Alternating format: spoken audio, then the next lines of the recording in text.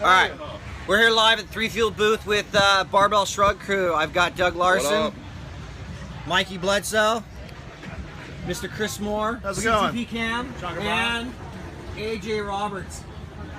So, you guys can start firing away questions as you want. We're just here hanging out, and we know a few of these guys are using 3 Fuel and like it. There was no pressure for that. Did I pressure you in any way on that? No, but you did massage me a bit. But Whoa. no pressure. Whoa, I thought we said that had nothing to do with 3 Fuel.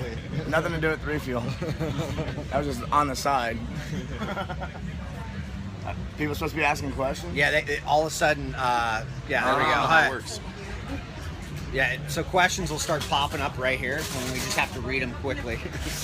Oh, you gotta be on top of it. Yeah, sort of. I mean, we just hold. We just go away? Yeah. It'll pop up, hold there for a minute, and then it'll disappear. There hasn't been a question yet. I don't want to try this out. Yeah, but we had a few the other day with Andy. Oh, there we go. Oh, I see. What's the question? Was the pig too heavy? Yeah. No, I don't think it was too heavy. I think it was perfect. I think you need to understand levers, though. That's why, somebody like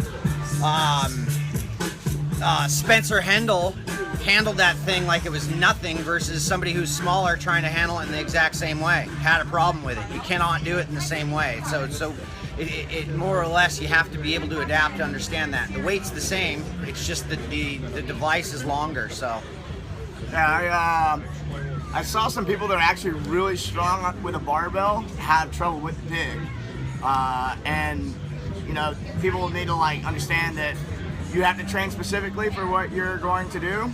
So just because you're strong with the barbell doesn't mean you're gonna be able to pick the pig up and do well with it. It's a whole different skill set. Let's say flipping that pig or a tie or anything like that is more like wrestling somebody. Yes. It's more of an active engagement. You have to be more aggressive. You have to have different thought process. You have to really attack it differently. You have specialized mechanics for it. It's not like a deadlift or a clean. No. But I think 500 pounds is light once you know how to do that. Yeah. Totally doable. Of course you think 500 pounds. When I played football, I used to flip a 700-pound tire for a 100-yard field. That used to be my conditioning. It used to be great. Yeah. But once you get the rhythm and you know how to kick with it, your knee and everything, and time it, it's fucking great. Yeah, and that's an interesting word he brought up is rhythm. Is the fact is that's exactly what the guys who were on top of it did. They stayed in a rhythm. They stayed with that cadence versus guys who did not or people who did not and got busted by it. So, what other questions we got? Hey Diaz, are they firing away on yours? Because I don't think we had one from Chris Moore about Best way to build up endurance for beginning powerlifter. What? AJ and I were talking about that. AJ, we're talking about how important it was for powerlifters to actually do lots of reps. Best way to build endurance for a powerlifter. Yeah, I think one of my favorite components of Westside programming, or that style, is that on bench, on deadlift, on squat, you do a lot of perfect reps with a little bit less. What are you doing? You do a lot of reps, a big pile of reps with a little bit of weight with perfect form, a lot of practice. So you build a huge work capacity and you build exceptional technique, which makes you very strong. Add to it, They want to know if you missed the sunny UK. So, no, I don't miss the UK.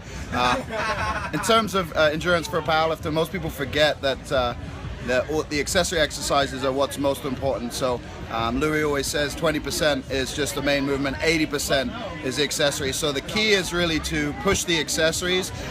Even if you say follow the system where you do a 1 rep max on max effort day, the key is then to drop that down to percentage, use Prillipin's chart, and do repetition work. So yeah, you can get lots of reps in on your accessory work, and that's where you build your foundation, and that's where you do most of the stuff there. Wow. What's the next question? Does Chris Moore do any running?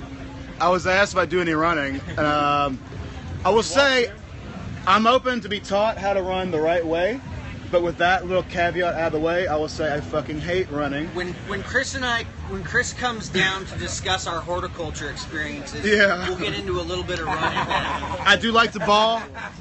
I like to play a little basketball. I like to sprint, but as soon as my feet turn into hamburger, I'd call it quits. Yeah, Chris and I have a horticulture Yeah, by the way, connection. Caterpillars got after my shit the other day. I've got that stuff for you that'll keep that stuff away. Yes, please. Is it What? organic? Yes, it's a very organic process. What else we got? Barefoot and hoops. Yeah. Any other We always questions? play, I barefoot everything. I never There we put on go. shoes for anything. I was training for the NPGL Invitational. There you go, Mike. Yeah, this one. It's going really good. Before I was kind of just training myself, and then anytime I'm training for something specific, like the Grid League Invitational, I get a coach. So I hired Mike McGoldrick, and he's writing my programming. We make sure to stay in communication, and that's when I get my strongest. That's when I'm feeling my best, and having that accountability is really fantastic. Training's going great. I'm not as strong as I was a year ago. I'm about 15 pounds lighter and not pushing as much weight. So whereas where I probably used to would have been more of a barbell athlete, I am probably more bodyweight specialist, seeing as how like a lot of the guys in the grid have gotten insanely strong. And yeah. But yeah, I'm really enjoying training for it. I'm looking forward to competing He's looking September good. 16 through 20. He's looking good. Yeah, posture's coming together really well. Yeah, gymnastics are coming along better than they ever have. Really enjoying the gymnastics training. Stiff boners in the morning, right? Really big stiff boners every morning. That's a good sign. So infrared over stone saunas. I have an infrared, and the reason being is just because of the health benefits. Infrared only tends to get up to about 140 degrees, but I will use this stone a lot of times just because the heat we can get up to about 240 or 250, and that helps accelerate a lot of things for heat training and things like being in the heat and adapted to the heat, all that and those benefits. The swimming container is going well, and we might be moving, so that is kind of a detriment because we just filled the damn thing, which means we got to now unfill it. You saved that water. No, I know. It's like 56,000 gallons of water, so it's not a light load of water. Yeah, we did fill it with aqua hydrate though. So. What other questions? I've been wanting to come over to your tank and train. We were talking about it on the way here, like filming. So I was thinking about getting a couple. I was gonna hook one of them up with a scuba gear. They just sit themselves right down the corner. And ironically, film the whole thing. We have 3 doors down the top company that does the underwater camera stuff, the casings. Aquatech. Let's do it. So And they let us borrow one. We did a shoot with Laird and Gabby. They just let us borrow it. They're like, oh yeah, go ahead. Can I get floaties? Yes. It's only 6 feet. AJ So doesn't swim. you'll be all right. You just need to put your If I feet just down. bounce on my Yeah, toes, exactly. You'll survive. How are the new strike movement shoes? The new Strike shoes, I have not worn them. I only got to play with them yesterday in my hands, but from what I got in my hands, I'm really excited. And then continuing to move forward with them, the development side of stuff is looking really, really promising. The shoe that I had yesterday, I posted on my Instagram, caught my attention a lot because it looks like almost an unbreakable shoe at this point. So you can do rope climbs with it. Which was one of the issues we had before, where the sole would rip apart or blow apart with the rope climbs. But now you're looking at something that's got a 2.5 millimeter differential, and it's almost an indestructible shoe. So you'll see more of that stuff coming out as I test it and play with it. Someone's asking where they can buy CrossFit Games gear after the game. I don't think that has anything to do I have with no us. idea.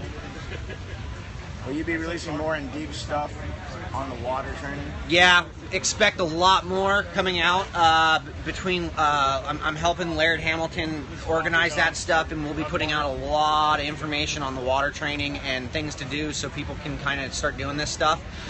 Expect more information on the swimming container pools as well. I think that's actually as big as the water training, especially for a facility owner, as they are a very affordable training tool now that somebody could put into a facility that would be big enough. And I only have a 1,000 square foot facility that has that container in it, which is 8 by 22 feet. Thank you very much on the Tim Ferriss thing. Who's got something for Doug? I'm crushing this show. Any advice for aspiring strength and conditioning coach? There you go, brother. That's yours. Bam. Yeah. So we get lots of questions about how to get started and should I go to college, things like that. In my opinion, me, Brian, and the rest of the crew were talking about this before. I think having experience prior to education is probably the best way to do it. So you don't need to go to college first or do a bunch of book study and that type of thing first. Just number one, make sure you train yourself and train all the time and get good at training yourself. If you can't train yourself, you can't really train anybody else. So that's easily step one. And then as soon as possible, start mentoring under somebody that you trust and respect. Watch how they coach, ask lots of questions, try to get over what you do know and just pay attention to what you want to learn, and don't be afraid to ask questions, even if you think it might make you look like you don't know what you're doing. Even if you already know the answer to it, ask somebody a question. Say like, why'd you pick that exercise or whatever. Even if you have an answer for it, they might have a different answer for the same exact question. So ask questions that you don't know, but also questions that you already know, just to see what their response will be from that. Tell them about learning versus knowing.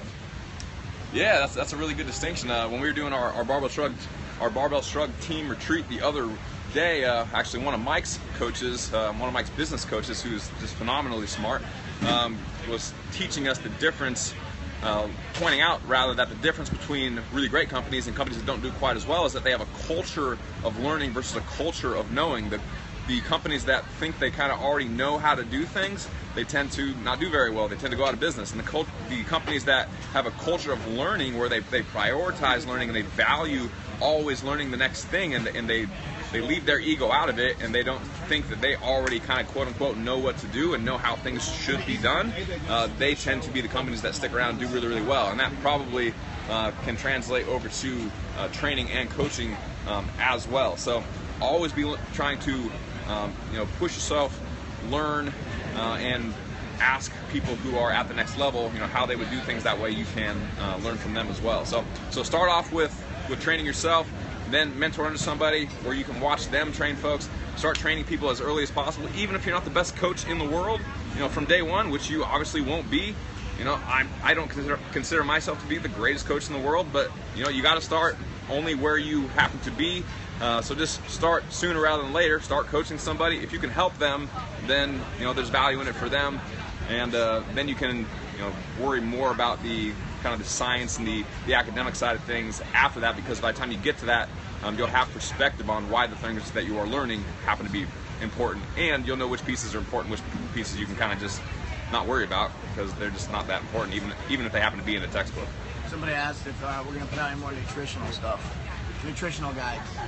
We are. Right now, actually, me and Mike are making a nutrition for weightlifters course that will probably finish in the next couple weeks, and then hopefully we can launch that in the next couple months, depending on what other products we have to launch first. There you go. Yeah, nutrition for weightlifters. Wham. Yeah. Somebody want to know thoughts on programming for the games this year. Good or bad? Well, what do you think, Doug? We'll start you. I'll go. Shit, I stopped listening. What do you say? What do you think about the programming for the games this year? I haven't watched a single event, so I don't know. I believe I think so far this is probably the best. I think Dave just continues to get better and better at what he's doing, and he's refining this into actually bringing real sports into CrossFit. So testing people's ability in other sports versus just a barbell or a couplet or a triplet, or all these things that we see are just heavy weightlifting. Albeit, it should change and evolve as it goes, but I think the sport aspect of it, of having a swim, a paddle, a lot of running, you're having weightlifting, a snatch ladder, a clean and a jerk, all this stuff is very important. So I think so far it's the best programmed year. Mike, what do you think? Do you know? Do you have any opinion? I'm a Doug on this one. I really only saw bits and pieces. I saw the sprint, the hurdle sprint, where they did the two sprints back to back, and then I liked the clean ladder, how it was done for time. I thought that was something that a lot of people haven't done in CrossFit style competitions before, so I thought it was very cool, and I thought it was very spectator friendly, but I really haven't seen the majority of the events. Mike is the best. We're best. just staring It's at good that. to be loved. Go, dude. I have watched the games. I'm a big fan, and this year I think it's been the most brutal for the athletes in terms of programming. But at the same time, I think it's probably really separated a lot of true athletes from specialists, which has always been the game's mission. And I'm still waiting for the bench press. Yeah, let's see some bench pressing. Someone asked when we're going to have Dave Castro on Barbell Shrugged. I have in the past emailed Dave Castro inviting him on. So if you want to see Dave on the show, I advise that you hit him up on social media and Tell him to do it. tell him to do it. But he's got my email. Yeah, the more people that ping him on social media, he's going to get annoyed with it, and he'll end up doing it. So Maybe. Or he'll just end up hating all of us. I don't know. We'll see. I think it's probably more likely. what else you got? Questions. Fire away. Are you friends with John Wellborn? Have you seen Every Second Counts? Yeah, John. I mean, John and I don't hang out, but John and I know each other. So I mean, we've known each other for years. So you know, John's a good guy. I've seen him cuddle. Yeah, John's a good guy. Got a great program. He's a hell of a programmer. I think his program has been one of the more influential things on CrossFit, and in a positive way that it happened. And I was proud. I was happy to be a part of that early on with him. What else? What's next for Barbell Shrugged? What are you guys going to do next? What you got anything you announce, a vlog or something you do? We barely have started. Someone said, how's the Adrenal Max going? It's going great. Really like the product. Check it out. Boners. He'll give you a Raging boner every morning. My wife doesn't know how to Throbbing. handle me. That's right. Yeah, I mean, it's one of those products is like if you have something going on, if you're not optimal, it'll kind of bring you there, and you'll know if you need it or not when you take it. But the best thing to do is get a lot of your blood work done hormonally, kind of see where you might need help before jumping on anything where you're trying to fix hormones. But it's one of those products where it's not going to hurt, so might as well try it out, see what happens. What were you asking? What's next for Barbell? What's next for Barbell Shrugged? We got a lot of next things happening. There's I mean, Short for there's lots of work to do. there's lots of work to do. The Barbell Shrugged team is up to 26 people, and there's a lot of projects going on. And we are in the process of trying to launch something very exciting, which is Barbell University. And that is, a lot of us have degrees, bachelor's, master's, PhDs in the exercise science field, and none of us were happy with, well, we were happy with our education, but we knew it could be better. So what we're doing is we're going to try to redefine what it means to have a degree in exercise science, and then make it available to you online. That way it doesn't matter where you live. And we're also planning on making it cheaper than a typical university degree. So we're trying to make it more accessible, produce the best coaches in the world. So that's one project. We're making a show better too. And then we're also creating tools for boxes for gym owners, so that they can run their gyms like an actual business. And a lot of times people ask me what sets, how can I set one gym apart from another? If the coaching is exactly the same and one gym has better business processes, those business processes are going to allow the coaches to spend more time with the athletes, and the difference is going to be very, very noticeable. So that's some of what's happening in the future. We're also always refining our online training programs. So we have a whole team of people and coaches working on that. And so what's new is all that. Brian, any book recommendations? Lots of book recommendations. Too many book recommendations. If you're looking for something, if you haven't read Ideas for Sled Work with Elevation Mask. So if you have not read Rise of Superman or Talent Code, things like that, those are good starters. And then actually applying those things, I would actually delve into, which is a very simple read and an awkward read, but it's a book called Becoming the Iceman, and it's about this guy Wim Hof, who I've been following for about a year now. And he does a lot of breathing, kind of meditative work, but it's very interesting stuff. And it also has a lot to do with cold and hot therapy stuff. So at any rate, I would look into that stuff to start. And then the training mask stuff, yeah, simple. The training mask is most effective, the way I've found, in using for either a warm-up or low-level aerobic type work, or in rest periods when you're doing maximal or heavy work in like weightlifting or glycolytic work, or just stuff you're going to be breathing really, really hard at. You're not using the mask, but the recovery periods are used best for the mask, because it actually gets you using that diaphragm correctly, which puts you into a better position.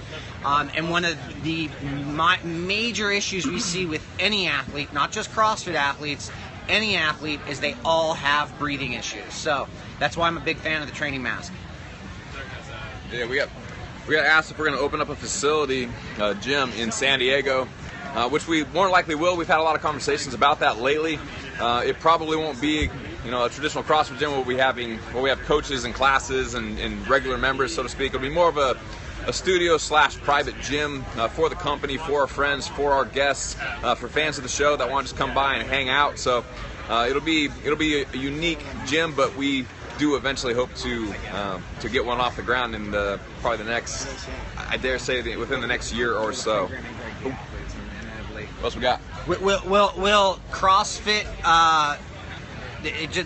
Somebody just asked a question about the box breathing with Mark Devine is a good place to start. Box breathing with Mark Devine is a great place to start. Box breathing is great for getting in tune with that vagus nerve and really getting yourself to just literally get into a meditative state. The other stuff that I do is a much more intense thing, which is the only way I would have gotten into meditation in the first place. But back to the question about the CrossFit Games longevity. Somebody asked about that, and will the programming outdo the games, and will it end up chopping up? I do not think. I think the CrossFit Games will last. I think they're smart enough to care enough about making the programming and the athletes last at what they're doing. And what else we got? I haven't seen any other questions come through. Any other questions for these guys? Here's one. What do you do when you get your blood work done? What do you do? What do you look for when you get your blood work? It's not about what you're looking for, it's about what you're getting. I would start at somewhere like Wellness FX, getting your blood work done. That way you see the entire scope of what you're having done, and it's explained to you. It's not your doctor who has limited information, is reading off of data points for the general public. You're not the general public if you're actually watching this right now. Which professional sport has the athletes that would do best at the CrossFit Games? I'd say football. Well, or wrestling. Take a decathlete. Well, in football, there's some freak fucking athletes. In American football, that they focused on fitness and movement, they'd be really killer, for sure. In opening a gym, is it important to have an exercise science degree? No. What was the question? In opening a gym, is it important to have an exercise science degree? It's certainly nice if you already have it, but it's far from necessary. It'll help you with the training side, of course, but if you're opening a gym, you got to make the mental shift to now you're a gym owner, which means you're a business person, which exercise isn't going to help you run a gym. It'll help you train people, but best thing to do if you have the exercise science degree is partner with somebody who has the business background. That way you can run the fitness side, the tactical side, and they can run the actual business side, and you don't have to worry about it. So find a partner. Let me explain how many years that would have saved on my life had I done that first. Yeah. No shit. Not that you shouldn't try to learn the business side as well. It's important to understand that, but if you can start with that other person, it's just so much easier. We'll save you a decade of your time and money. Yeah.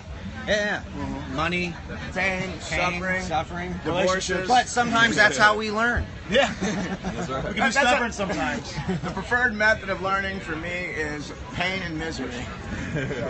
Hey, Morgan showed up. Say hi, Morgan. Morgan's the best. Yes. She's our unicorn in training.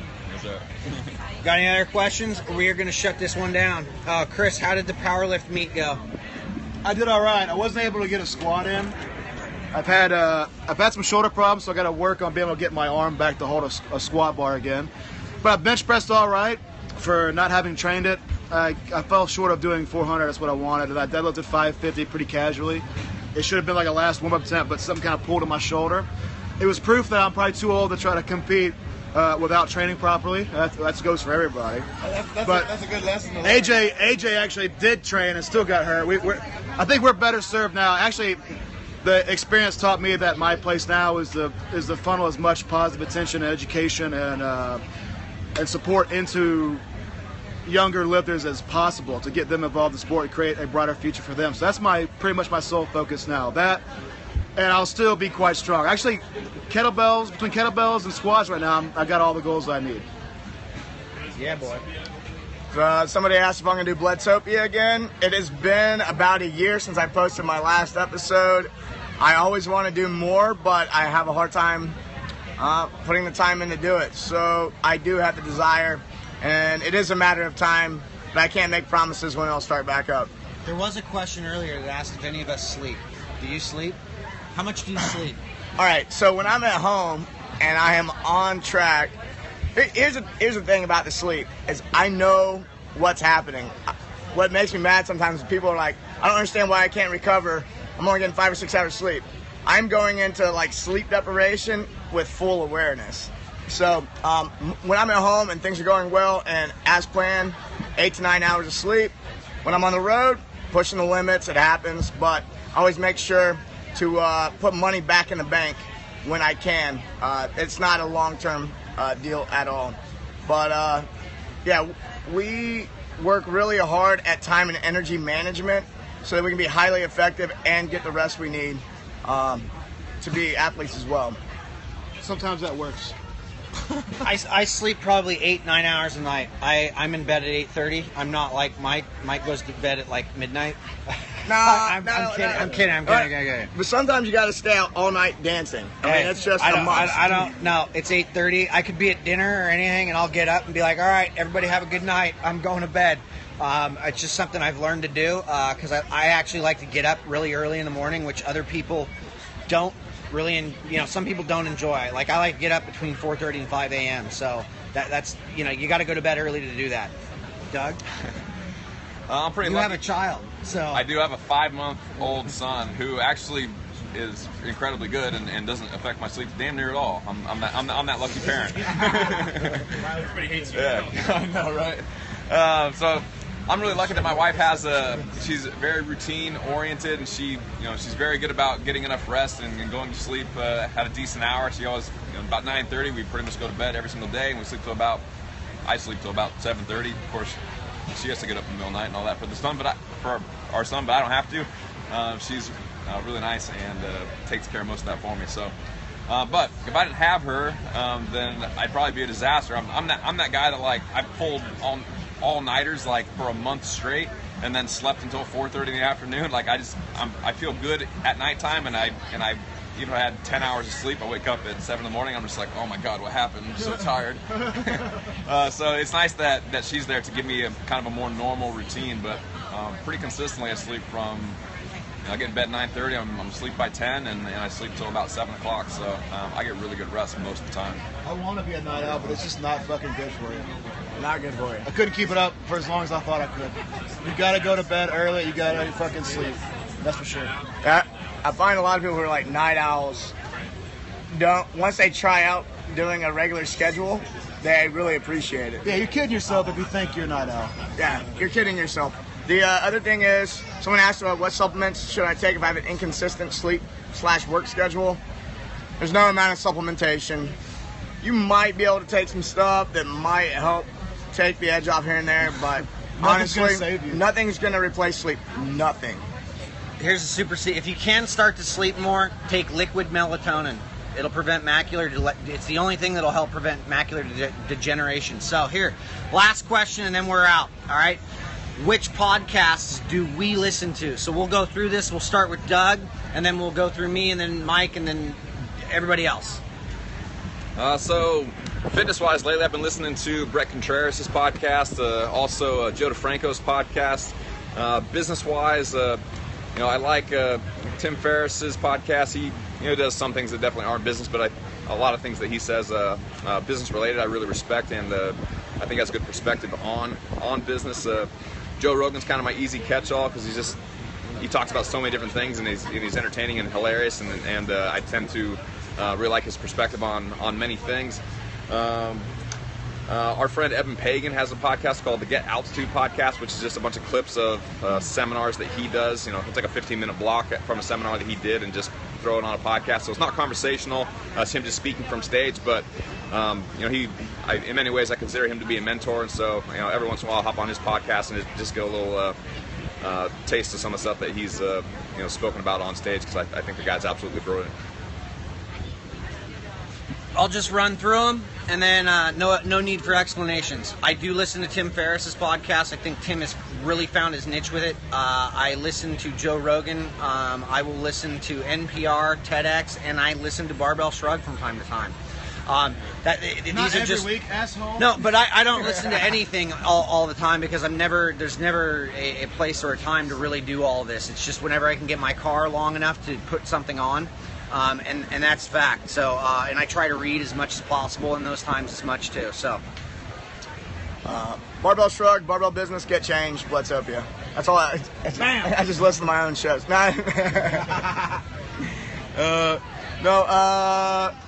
I do like Joe Rogan, but honestly, if I'm gathering information, I've been going mostly with audiobooks lately. So, I will second the Tim Ferriss show. I think he does a really good job with his podcast.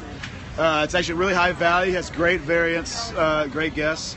The other shows I always go to, my favorite podcast, because it makes me feel good, and it is so zany and such an expression of this instant comedy on the go. I love Greg Proops' The Smartest Man in the World. I listen to that shit every week. I laugh my dick off.